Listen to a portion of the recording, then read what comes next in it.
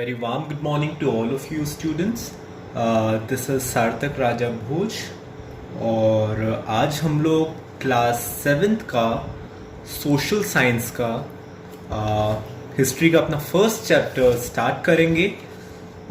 सो यहाँ पर चैप्टर 1 आपका दिया हुआ है. चैप्टर 1 का नाम है 1000 Years of History. राइट. सो हम लोग डायरेक्टली अपना चैप्टर स्टार्ट करते हैं. मैं चाहूँगा जब मैं रीड कर रहा हूँ चीज़ों को तो आप सभी की उंगलियाँ लाइन में होनी चाहिए. जो भी मैं रीड कर रहा हूँ, जो भी लाइन, इससे क्या होगा, और आप साथ ही साथ बल्कि रीड भी करते चलें. इससे आपकी जो प्रोनाउंसिएशंस हैं वो भी इम्प्रूव होंगे. राइट. चलिए स्टार्ट करते हैं. When one mentions India, it is often to speak about its rich cultural and historical heritage. India's history dates back thousands of years. इसमें पहली लाइन में बोला है कि जब हम लोग इंडिया के बारे में जब हम लोग नॉर्मली याद करते हैं, जब हम लोग इंडिया को मेंशन करते हैं, तो हम लोग किस चीज़ के बारे में बात करते हैं? इंडिया के कल्चरल और हिस्टोरिकल हेरिटेज में. क्योंकि हम सब ये बात जानते हैं कि जो इंडिया का जो कल्चरल और हिस्टोरिकल हेरिटेज जो है वो काफ़ी रिच है. Right. India's history dates back thousands of years. India की हमारे जो हिस्ट्री है ये बहुत हज़ार साल पुरानी है. ये ऐसा नहीं हुआ कि भैया 50 साल या 100 साल में इंडिया बन के आ गया. नहीं, हमारे जो इंडिया की जो हिस्ट्री है वो कई हज़ार साल पुरानी है. The Indus Valley civilization is one of the oldest known civilizations. Our scriptures and written records belong to a time when other civilizations were still in their infancy. हाँ, यहाँ पर एक civilization यूज की गई है. टर्म है Indus Valley civilization.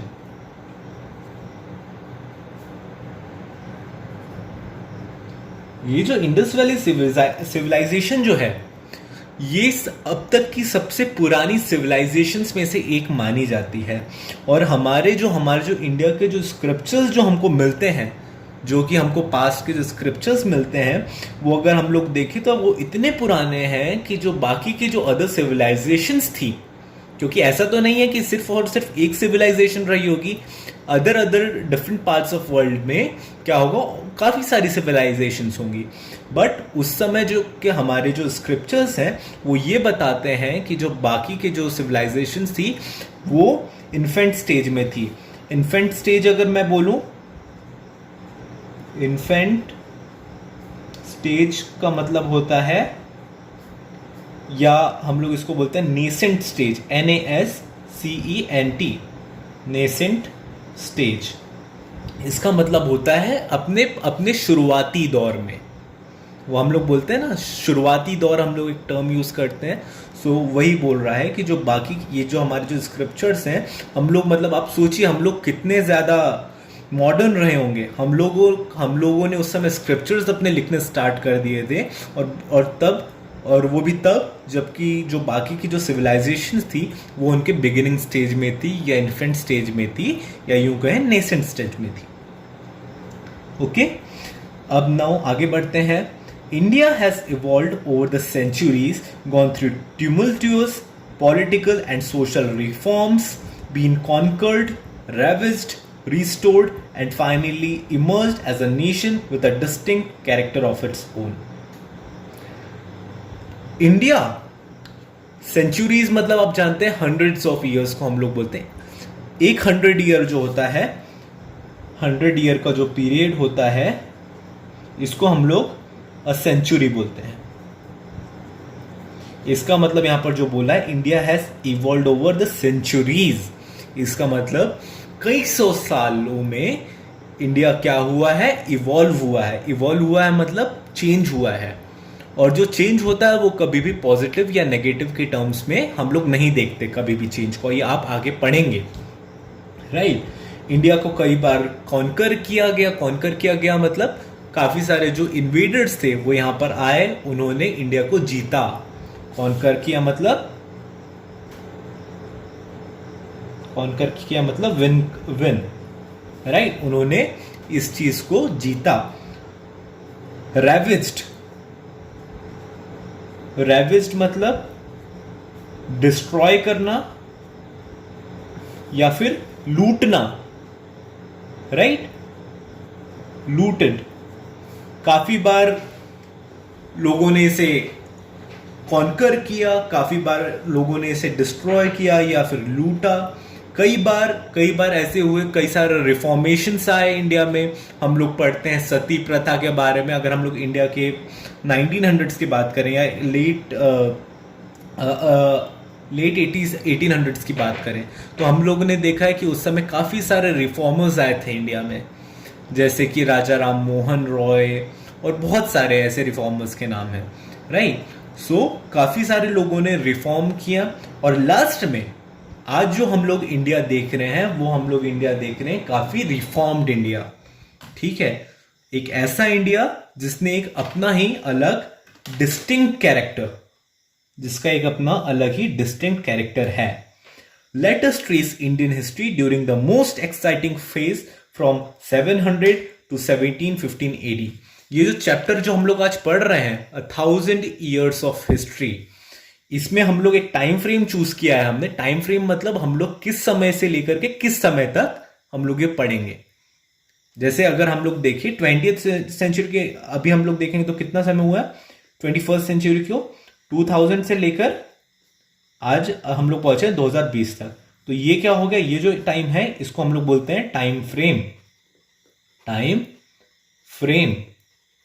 Similarly हम लोग क्या करेंगे, हम लोग इस चैप्टर में एक हम लोग ने टाइम फ्रेम चूज किया हुआ है, वो है 700 टू 1750 AD। हमारा इस चैप्टर का टाइम फ्रेम है, टाइम फ्रेम है 700 AD टू 1750 AD। आई बात सबको समझ में? ओके, अब हम लोग आगे बढ़ते हैं। Geographical boundaries and maps, right, ये होता क्या है, अब हम लोग ये समझेंगे जियोग्राफिकल बाउंड्रीज एंड मैप्स होते क्या हैं। There are records of Indians using some form of maps or drawings during ancient times, even as early as the Indus Valley civilizations. आप सभी जानते हैं, आप लोगों ने मैप देखा होगा आई गेस, जैसे कि यहां पर आपके बुक में दिया हुआ है, ये आप देखेंगे तो आप ये देखिए, ये मैप दिया हुआ है आपके बुक में, राइट। ये इंडिया का, आज का जो इंडिया है, ये इंडिया का मैप दिया हुआ है आपकी बुक में।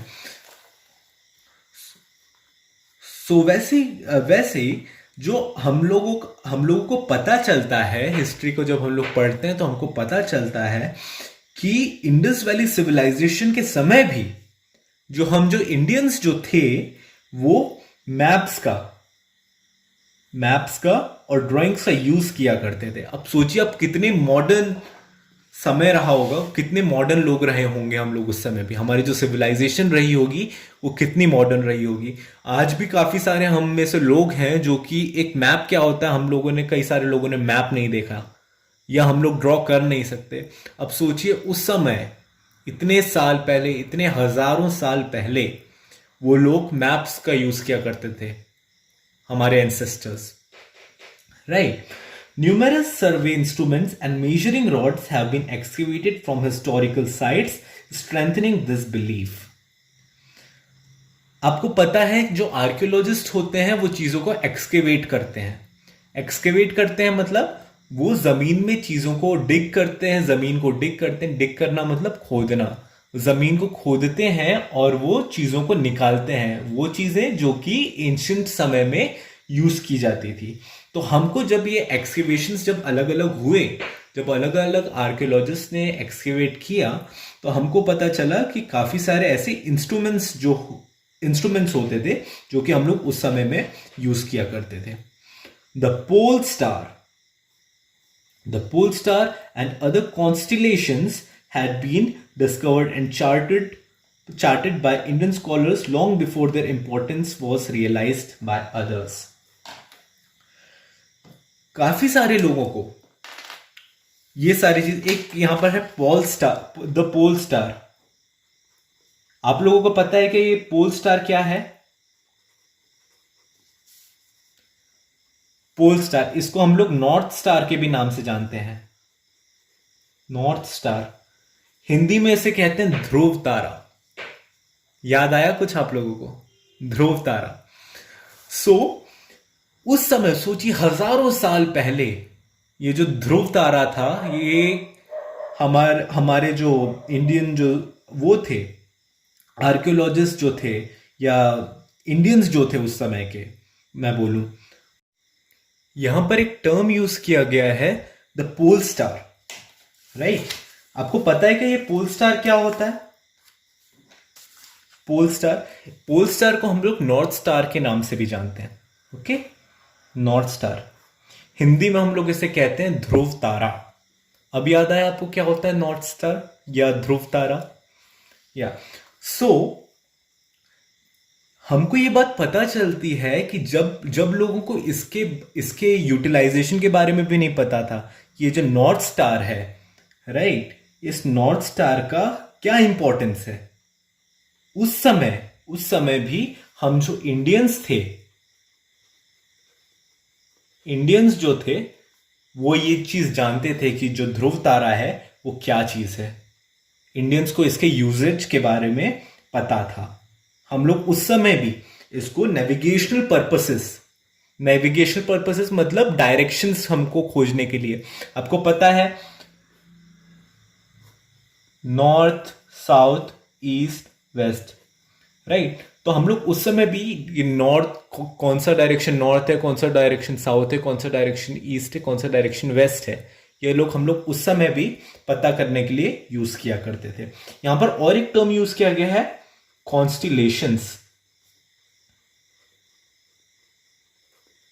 कॉन्स्टिलेशन मतलब होता है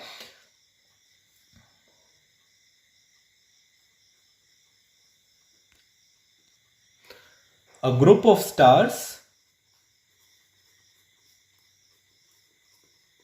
in a particular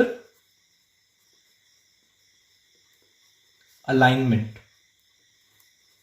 एक पर्टिकुलर अलाइनमेंट में जब कुछ स्टार्स जो होते हैं वो जब एक रहते हैं तब हम लोग उसको बोलते हैं कॉन्स्टिलेशन, राइट। आप सभी ने सप्त तारा का नाम सुना होगा। 7 तारे होते हैं जो कि कुछ एक पर्टिकुलर अलाइनमेंट होता है, उसमें वो लोग होते हैं। अगर आपको नहीं पता तो आप अपने पेरेंट्स से भी पूछ सकते हैं कि मम्मी पापा ये सप्त तारा क्या होता है, राइट। अब हम लोग आगे बढ़ते हैं। The earliest map showing historical areas in India are not very accurate और reliable as India was not yet discovered by the Europeans. With the conquest of Alexander the Great, India was discovered and geographers started including her in their maps। अब ये उस समय भी हमने जैसे कि जाना कि जो इंडिया जो था, इंडियंस जो थे वो काफी पहले से मैप का यूज करते आ रहे हैं।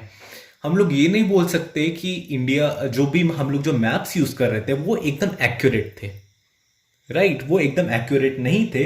इसका एक रीजन ये भी है कि उस समय तक जो यूरोपियंस जो हैं, जो हम पढ़ेंगे आगे जैसे जाकर के कि पोर्तुगीज आए, फ्रेंच आए, ब्रिटिशर्स आए इंडिया में, जब यूरोपियंस जब आए, है ना। सो उस समय ये जो यूरोपियंस हैं ये सारे के सारे नहीं आए थे। सो जो यूरोपियन मैप्स जो हैं उस समय इंडिया का एग्जिस्टेंस आपको देखने को नहीं मिलेगा अगर आप उस समय के देखेंगे मैप्स। तो हम लोग ये नहीं कह सकते कि जो इंडियंस जो मैप यूज करते थे वो एकदम एक्यूरेट थे, बट हाँ हम लोग यूज करते थे, right.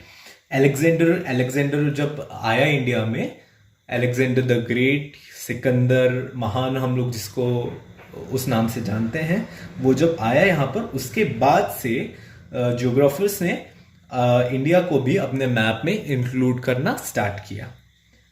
The western coast of India was better known because of Greek exposure। जो वेस्टर्न कोस्ट है इंडिया का, वेस्टर्न कोस्ट मतलब सपोज ये आपका इंडिया है, आप देखेंगे इंडिया का ये गुजरात वाला रीजन इस तरीके से कुछ दिखता है हमारा इंडिया, यहाँ पर श्रीलंका आता है। सो ये वाला जो रीजन है वेस्ट, ये जैसे मैंने दिखाया ये वाला जो रीजन, ये वेस्ट का कहलाएगा, तो ये वेस्ट है।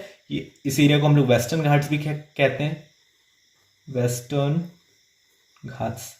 सो ये वाला जो रीजन है ये इंडिया का ग्रीक्स की वजह से ज्यादा जाना जाता है, right. The western coast of India was better known because of Greek exposure, but the interior remain unexplored and unknown. But कि जो बीच का जो पोर्शन था, यहां पर ग्रीक्स कभी उस समय आए नहीं, तो उनको पता भी नहीं चला, राइट। अब ये जो बाकी का जो पोर्शन है